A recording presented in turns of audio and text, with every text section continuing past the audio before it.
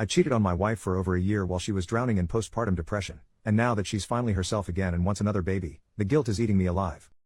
28M, know I'm a piece of crap and I don't deserve my wife, 24F, and our two beautiful sons, 4 and 2. I know that by telling her this will be the end of our marriage. She will not forgive me, there will be no talking through it. She will tell me to pack my bags and leave immediately. I can't live with the guilt of not telling her, but I can't live without her. I don't know what to do. Basically, my wife and I always wanted a traditional family. I would go to work and she would stay home with the kids. We both always wanted a large family, a house in the suburbs, a dog, the whole thing. We got married when she was 19 and I was 23. She got pregnant right away and our first son was born 9 months to the day after our wedding. He was such an easy, happy baby. We were all so happy. My wife was super passionate about cooking, arts and crafts and home decor. Our home was always spotless, despite having a baby and dog. We had a great marriage and a healthy intimate life. We were both naive enough to think that being parents was always going to be easy. We started trying for another as soon as the doctor cleared us. It took about 8 months for her to get pregnant, which stressed her out a lot because she got pregnant so easily with our first. This pregnancy was different. She had no energy. She gained a lot of weight and was unrecognizable. With our first son, she only had a small bump and you wouldn't have even known she was pregnant if you saw her from behind or if she was wearing an oversized shirt. With this pregnancy, she blew up like a balloon. Her face and feet were swollen. I sound like a jerk for saying this, but she looked like a monster. We didn't make love for the entire pregnancy. Sometimes she would try to initiate, but I always turned her down because I was repulsed by her. She had a difficult birth and our son was born with some health issues, relatively minor, thankfully, but enough to give us a scare. My wife blamed herself for our son's health issues.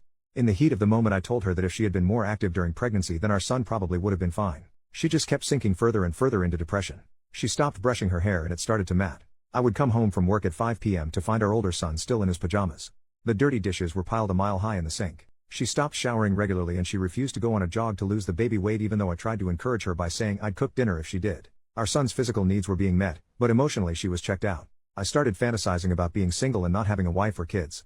I started going to the gym and the bar after work instead of going home to them. I met Cassidy, 19F, at the gym and we really hit it off. She was vocal about never wanting kids and when I would complain about my wife to her, she would pile on too. I was happy at the time because I wanted someone to validate me for being such a jerk, but looking back I'm so freaking disgusted.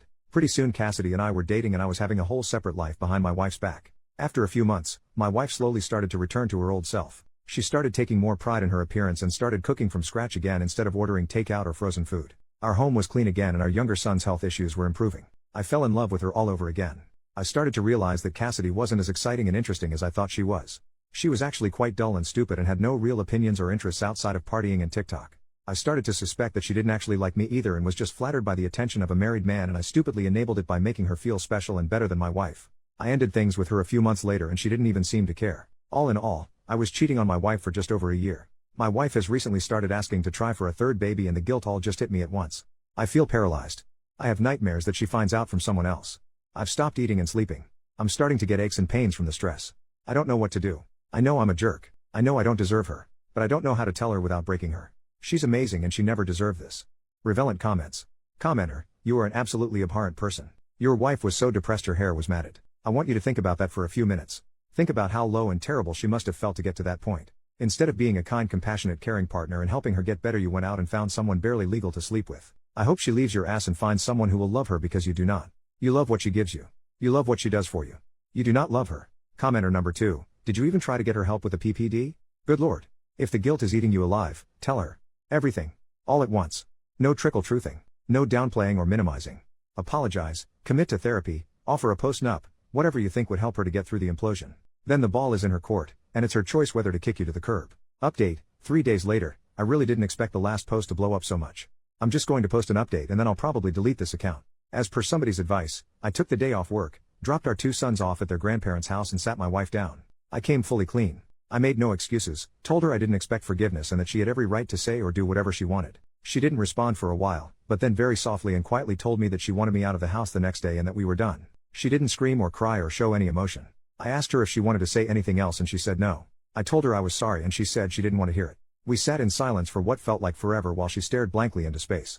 When our sons came home, seeing how expertly she was able to put on a brave face and not let them know anything was wrong broke my heart. It hit me like a ton of bricks that she was used to doing this, and it was all my fault. I slept in the guest room that night, but didn't get much sleep. The next morning, our older son asked me why mommy was crying again last night and said he wanted to cheer her up. My wife refuses to speak to me, look at me or acknowledge me in any way. I heard her on the phone to her best friend who lives in another country. She told her that she thought she had found a good one and that she was going to break the mold. Her grandfather walked out and left her grandma with nothing. Her dad walked out and left her mom with nothing. I'm a piece of crap, just like every other man in her life. I left today and she didn't even look at me or say anything. She just continued watching TV and crocheting as if nothing was happening. I'm staying at my parents' house and they are disgusted with me too. My mom cried when I told her. They love my wife like their own daughter. I let everybody down. I deserve everything coming my way. Thanks for the advice and really awful comments towards me. I needed to hear them. Relevant comments. Commenter, you aren't sorry. You are reveling in being the worst person in the world. Your entire focus continues to be on yourself. Your entire post is about how her response made you feel. Nowhere do you state that you intend to make amends, a critical component of true contrition. The only remorse you seem to have is on bad this is making you feel.